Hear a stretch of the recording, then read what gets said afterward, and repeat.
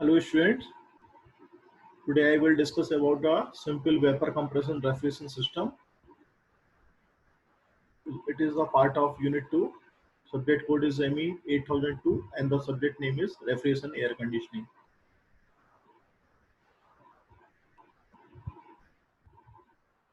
What are the major outlines?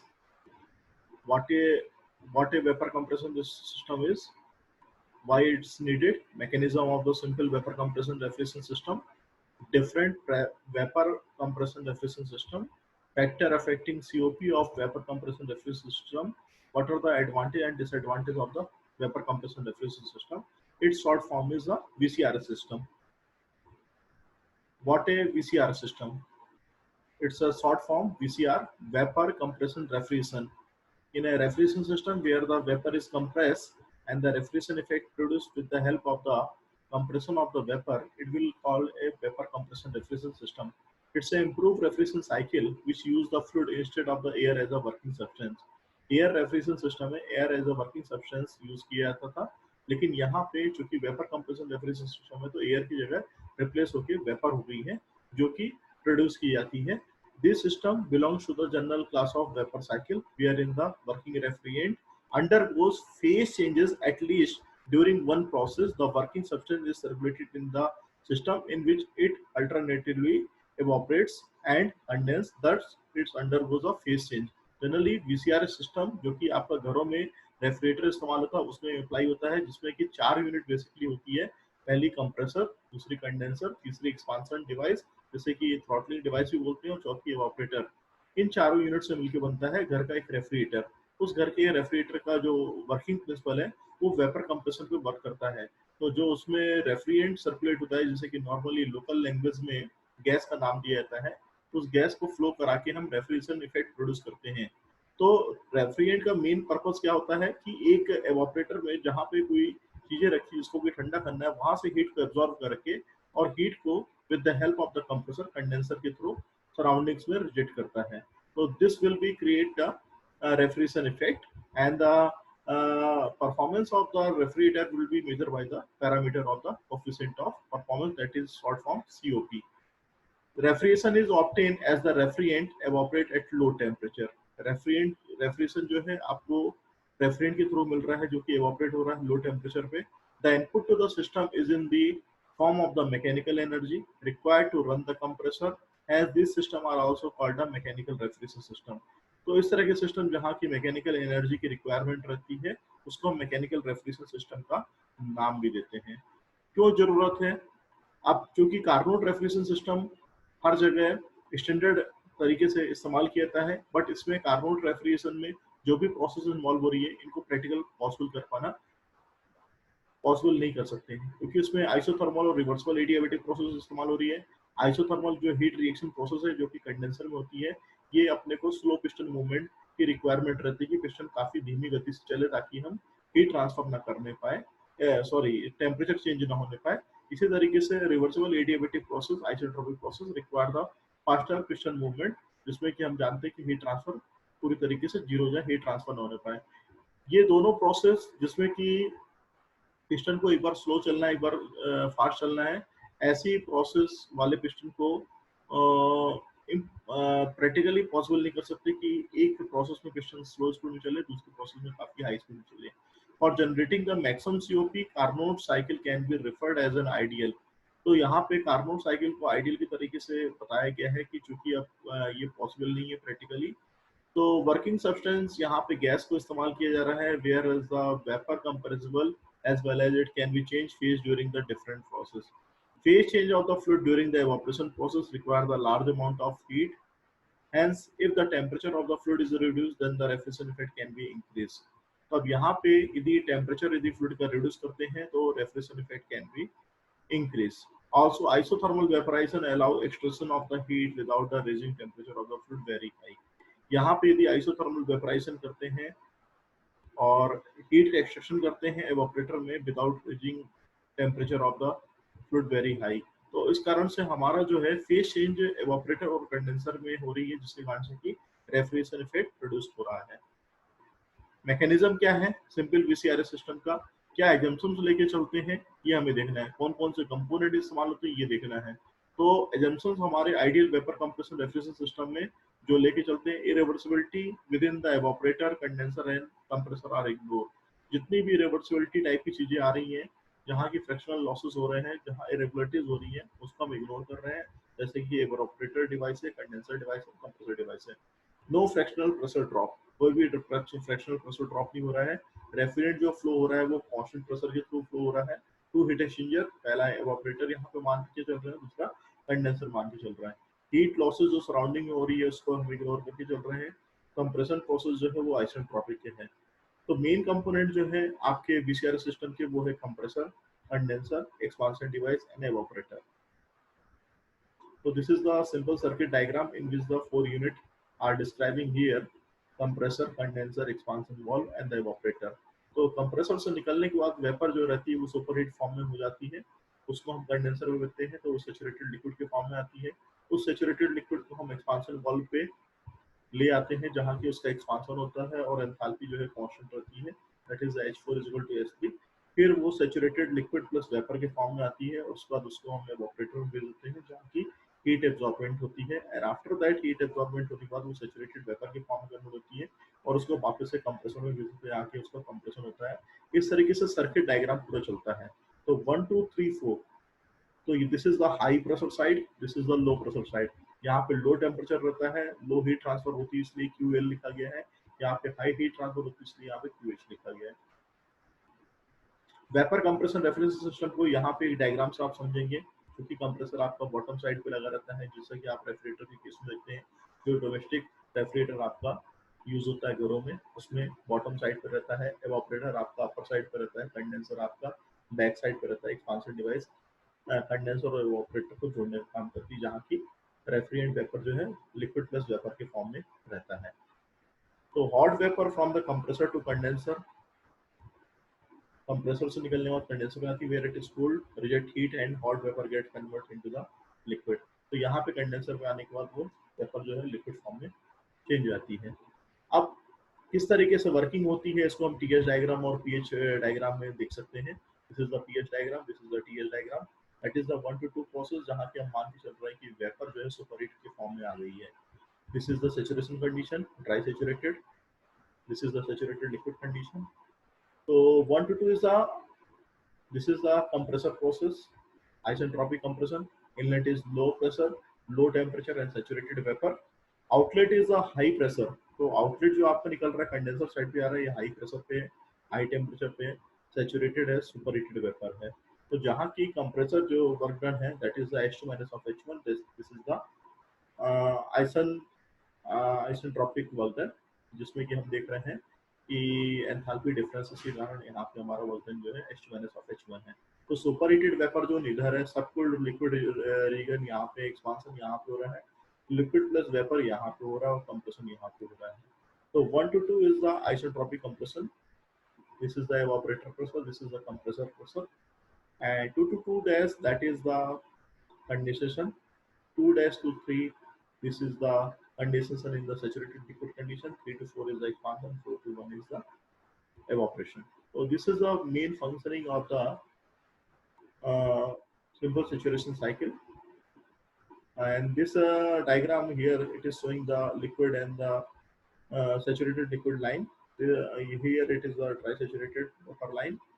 Liquid and the vapour region इधर पे रहता है आपका, सुपर हीटेड वेपर रीजन इधर रहता है, कंडेंसिंग इधर पे कर रहे हैं, एक्सपांशन इधर पे हो रहा है, एवापोरेटिंग जो कि एवापोरेटर होता है वो यहाँ पे कर रहा है, कंप्रेशन जो कि कंप्रेसर में होती है वो यहाँ पे। In a condenser during the process 2 to 3, जैसा कि आप डायग्राम में देख रहे थे, 2 to 3 जो आपका हो रहा है, कंडेंसिंग प्रोसेस हो रही है।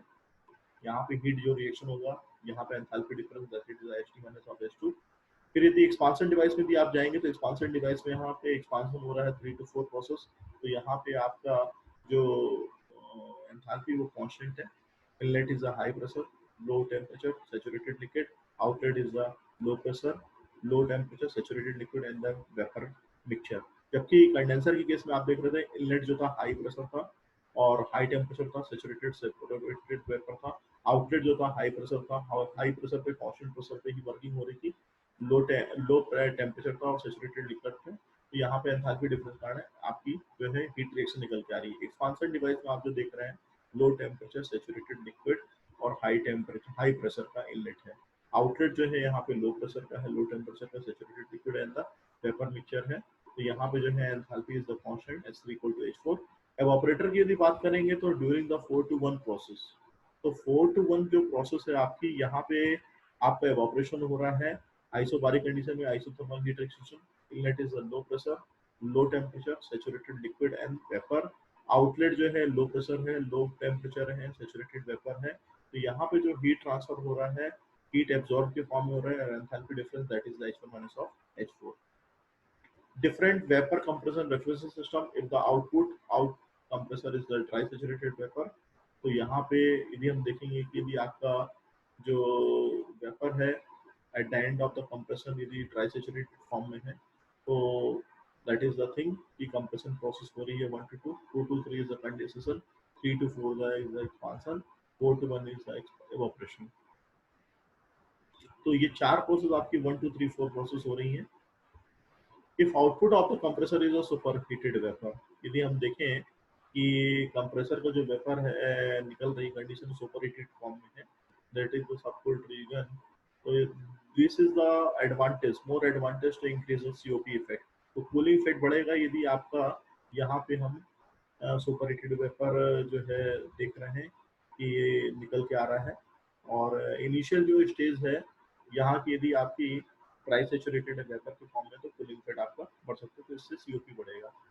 If the output of the compressor is the wet, तो यहाँ पे आपका सीओपी जो है रिड्यूस हो सकता है, क्योंकि आफ्टर द कंप्रेशन यहाँ पे वेट है, तो बिफोर द कंप्रेशन भी वेट रहा। यहाँ पे इतना जो मार्जिन आप देख रहे हैं, ये मार्जिन आपका सीओपी को कम कर सकता है, कंप्रेसर की इमल्जन को बढ़ा सकता है, जिसके कारण से सीओपी जो है कम हो जाएगा। COP that is the ratio of the refrigeration effect to the work of the compression. तो रेफ्रिजरेशन इफेक्ट भी आपका कम हो रहा है, वर्क ऑफ कंप्रेशन भी बढ़ रहा है, तो यहाँ पे करस्पॉन्डिंगली सीओपी की जो वैल्यू रहेगी वो कम हो जाएगी। तो इसको हम पीएच डायग्राम में भी देख रहे हैं और टीएच डायग्राम में भी देख रहे हैं। If input of the compressor is a superheated vapour, यहाँ पे इनपुट इज सुपरहीटेड वेपर के फॉर्म में, तो सुपरहीटिंग होने से जो एडिशनल यहाँ से लेके यहाँ तक का जो फायदा है एडिशनल कूलिंग इफेक्ट आपको मिल जाएगा। 1 to 2 days, but work of compression बढ़ जाएगा, therefore the COP it will not change, not more increase, there will be a chances of the remains the constant 2 to 2 days, that is the superheated vapor will come to the saturated vapor, and after that it will be condensed into the liquid form into the 2 days to 3 the saturated liquid line, 3 to 4 is the expansion, and 4 to 1 days that is the evaporation, that is the conditions। Okay, if the output of the condenser is a subcooled liquid, subcooled liquid है यदि output, तो उस case में हम देखेंगे 3 to 4, 3 dash to 4 dash, this is the expansion, here it is done in an isentropically manner, but due to the subcooling extra water is required to cool for removing of the water particles and create vapor particles, that is done by the 3 to 4 process। So 1 to 2 is the compression, isotropic compression. 2 to 2 days that is the superheating, desuperheating, यहाँ पे डीसुपरहीटिंग हो रही है, intercooling यहाँ पे हो रही है, कंडेंसेशन हो गया था लेकिन एक्स्ट्रा वाटर सर्कुलेट करके उसको हम वेपर के फॉर्म में लाने की कोशिश कर रहे हैं। तो ज़्यादा से ज़्यादा वेपर के फॉर्म में कोशिश करेंगे लाने की, जिसकी वजह से हमारा जो कूलेंट है वो कम से कम इस्तेमाल होगा। तो इसे करने से भी, सबकूलिंग करने से भी सीओपी की जो वैल्यू है वो बढ़ती है। अब क्या क्या फैक्टर इफेक्टिव होती है सीओपी ऑफ वीसीआर सिस्टम के, तो पहला है एवापोरेशन प्रेशर को यदि हम कम करते हैं तो क्या होता है, कंडेंसर प्रेशर को बढ़ाते हैं तो क्या होता है। पहले हम देखेंगे कि हमने एवापोरेशन प्रेशर को कम कर दिया, यहाँ पे आप देख रहे हैं 4 to 1 जो है आपका, यहाँ पे जो एवापोरेशन की प्रोसेस हो रही है आइडियल फॉर्म में है, लेकिन थ्योरेटिकल फॉर्म में जनरली यही होती है कि प्रेशर यहाँ का रिड्यूस हो जाता है, तो स्पेसिफिक वॉल्यूम जो है वेपर का इंक्रीज कर जाएगा। यदि स्पेसिफिक वॉल्यूम इंक्रीज करेगा तो वर्क रिक्वायर्ड भी बढ़ेगा, और वर्क रिक्वायर्ड बढ़ने से रेफ्रिजरेशन इफेक्ट कम होगा, और यदि रेफ्रिजरेशन इफेक्ट आपका कम हो रहा है तो सीओपी की वैल्यू आपकी कम होगी करस्पॉन्डिंगली। तो कहने मतलब ये है कि अल्टीमेटली आपका या तो रेफ्रिजरेशन इफेक्ट बढ़ जाए या तो वर्क ऑफ कंप्रेशन कम हो जाए। यहाँ पे आपका वर्क ऑफ कंप्रेशन बढ़ रहा है और रेफ्रिजरेशन इफेक्ट कम हो रहा है, तो दोनों की वजह से सीओपी की जो वैल्यू है वो कम हो रही है। तो this is the 1-2 that is additional work done, जो आप देख रहे हैं 1-1 या जो बोलना चाहिए। Effect of the discharge condenser pressure, highest pressure पे कंडेंसेशन होता है, प्रेशर इंक्रीज कर रहे हैं, प्रेशर इंक्रीज करने के कारण वर्क इंक्रीज होगा, वर्क इंक्रीज होगा तो वहाँ पे रेफ्रिजरेशन इफेक्ट भी कम हो जाएगा। यहाँ पे जो आप लाइन देख रहे हैं डॉटेड वाली लाइन, इससे रेफ्रिजरेशन इफेक्ट कम हो रहा है। रेफ्रिजरेशन इफेक्ट पहले इतना मिल रहा था 4-1, अब मिल रहा है 4-1, तो इस कारण से रेफ्रिजरेशन इफेक्ट जो है डिक्रीज हो रहा है। रेफ्रिजरेशन इफेक्ट डिक्रीज होगा तो सीओपी की वैल्यू भी कम हो जाएगी। अब यदि हम बात करें टेम्परेचर के फॉर्म में कि इवापोरेटर और कंडेंसर का टेम्परेचर यदि हम बढ़ाए घटा रहे हैं तो उससे क्या हो रहा है, तो यहाँ पे चीज देखने लायक है, effect of evaporator and the condenser temperature.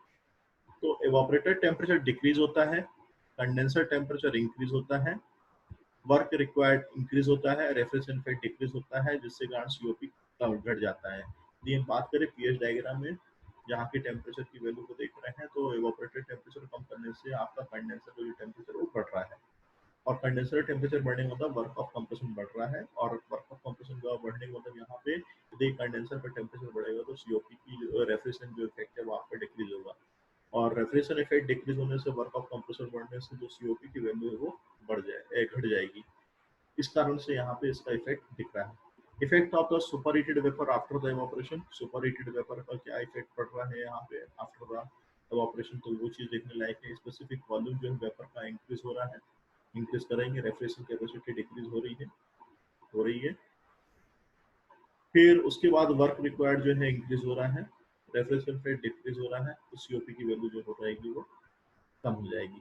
तो इस कारण से हमारा जो इफेक्ट है टोटली वो कम हो रहा है, बहुत ज़्यादा इफेक्ट नहीं पड़ रहा है, but super heated vapour after evaporation बढ़ने से हमारा वर्क ऑफ कंप्रेशन बढ़ जाता है। इफेक्ट ऑफ सब कूलिंग करेंगे, एक्स्ट्रा वाटर की जो हम बात कर रहे थे सर्कुलेट कर रहा है, तो यहाँ पर रेफ्रिजरेशन इफेक्ट बढ़ेगा, क्योंकि रेफ्रिजरेशन इफेक्ट बढ़ रहा है, एक्स्ट्रा वाटर कूलिंग सप्लाई हो रही है, तो रेफ्रिजरेशन इफेक्ट बढ़ेगा। रेफ्रिजरेशन बढ़ने से सीओपी की वैल्यू जो है बढ़ेगी, बट यहाँ पे हमारा वर्क ऑफ कंप्रेशन जो है वो कॉन्स्टेंट है।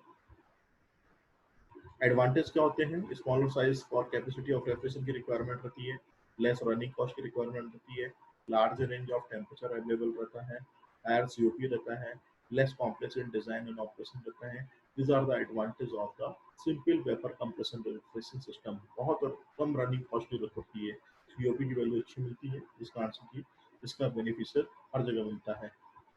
डिसएडवांटेज, हायर इनिशियल कॉस्ट होती है, लीकेज ऑफ रेफ्रिजरेंट रहता है। These are the major drawback. आज के लिए इतना।